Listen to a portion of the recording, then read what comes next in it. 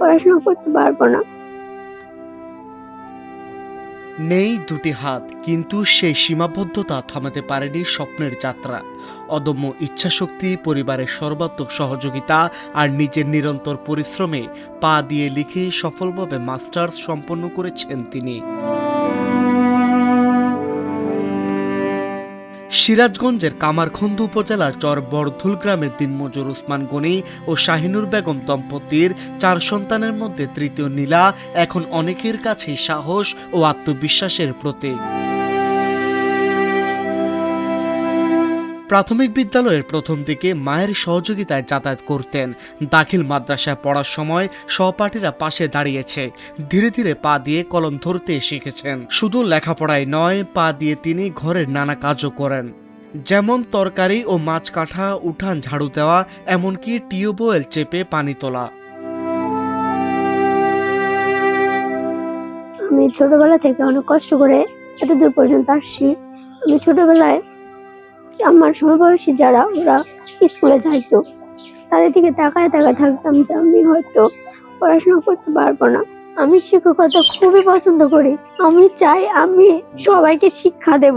আমি আমার মতো করে অনেক সুন্দর করে পড়াশোনা করবো। সবাই বলবে যে আমাদের একটা ম্যাম ছিল প্রতিবন্ধী, সে আমাদের অনেক ভালোভাবে শিখাইছে।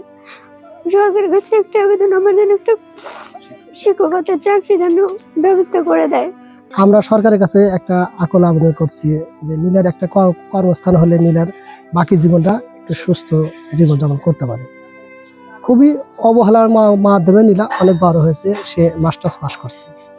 আমরা এটাই সরকারের কাছে আকুল আবেদন যে নীলার জন্য একটা কর্মস্থান হয়, এটা আমাদের।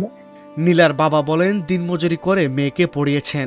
সরকারের কাছে তার একটাই আবেদন, মেয়ের যোগ্যতার মূল্যায়ন করে একটি কর্মসংস্থানের সুযোগ দেওয়া হোক। আকাঙ্ক্ষা, আমি খুব অসুস্থ গরিব মানুষ, আমি নীলার জন্য আকুল আবেদন করি একটা সরকারি চাকরির জন্য। জমি জমা নাই, অর্থ সংখ্যা নেই, কামলা দামলা বেয়েছে, হ্যাঁ, এবং তারা স্কুলে আবার তারাও হাতে কামলা দামলা সই করছে বা দু একটা ছলপল পড়াইছে, এইভাবে তাকে খরচ করে তারাও লেখাপড়া শিখছে। মেয়েও ওইভাবেই, আমি অর্থ চালায় হারি নাই, কিন্তু ওই গুদা পোলাপান শিক্ষিত করিয়া পরে নিজে চলছে।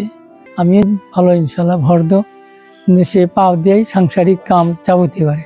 নীলার এখন একটাই স্বপ্ন, শিক্ষক হয়ে শুধু নিজের জীবনই নয়, সমাজের পিছিয়ে পড়া মানুষদের মাঝেও আত্মবিশ্বাস ও সম্ভাবনার আলো ছড়িয়ে দেওয়া।